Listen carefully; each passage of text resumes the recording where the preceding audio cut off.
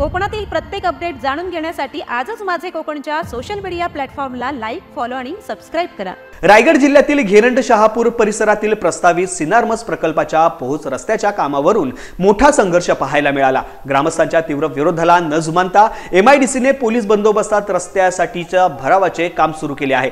यामुळे संतप्त ग्रामस्थ आणि पोलिसांमध्ये जोरदार धुमश्चक्री झाली।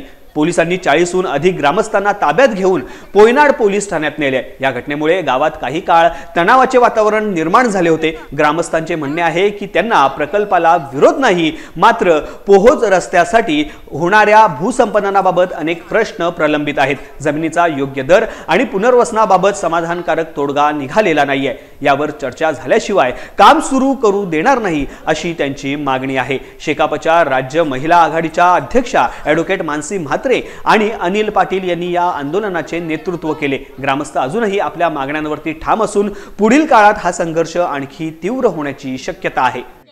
मी प्रत्यक्षात त्याचं हे उदाहरण आहे की हे पोच रस्त्याचं जे काम सुरू आहे, जिथे या ठिकाणी आम्ही उभे आहोत, आम्हाला संपादनाचा 1 रुपयाही मोबदला मिळालेला नसताना या ठिकाणी पोच रस्त्याचं काम सुरू केलेलं आहे। 100% स्थानिकांची ही मुस्कटदाबी आहे आणि या विकासामध्ये आम्ही कुठेही नाही।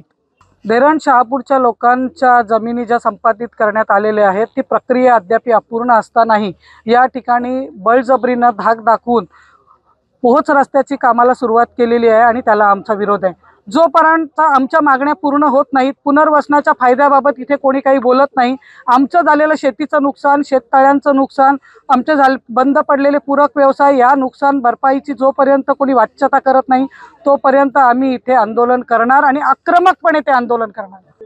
जो आता कॉन्ट्रॅक्ट चालू आहे, म्हणजे ज्या बाहेरच्या परप्रांतीयाला कॉन्ट्रॅक्ट देऊन ज्या शेतकऱ्याच्या जीवावर ही कंपनी वसणार आहे किंवा चालू होणार आहे, म्हणजे त्यांना मुळात 19 ला केलेली ॲक्विजिशनची प्रोसिजर त्यांना रस्ताच नव्हता आणि ज्या शेतकऱ्यांच्या जमिनीतून जो रस्ता मिळणार आहे त्याच शेतकऱ्याला पूर्णपणे डावळलं जाते आणि त्याचंच नुकसान करून फक्त आपली कंपनी चालू होण्याच्या दृष्टिकोनातून विचार करतायत।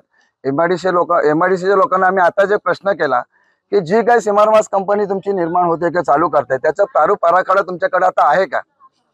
आरो सारख्या अधिकाऱ्यांना सुद्धा त्या कंपनीचा प्रारूप आराखडा नाही। मग आम्हाला स्थानिक लोकांना ते कळणार तरी कसं की त्याच्यापासून प्रदूषण निर्माण होणार आहे किंवा रोजगार किती निर्माण होणार आहे, स्थानिकांना रोजगार काय असेल ह्याची सुद्धा माहिती आलेल्या कामावर आलेल्या अधिकाऱ्यांना नाही। आरो सारखे अधिकारी, मुख्य अभियंता, जे अधीक्षक अभियंता, त्यांना सुद्धा ह्या गोष्टीचं उत्तर देता आलं नाही। मग आमचे विचार शासनापर्यंत काय पोहोचणार की आम्हाला हे काय देतील, हा प्रश्न किंवा ही भीती आम्हाला सर्वात मोठी आता आहे।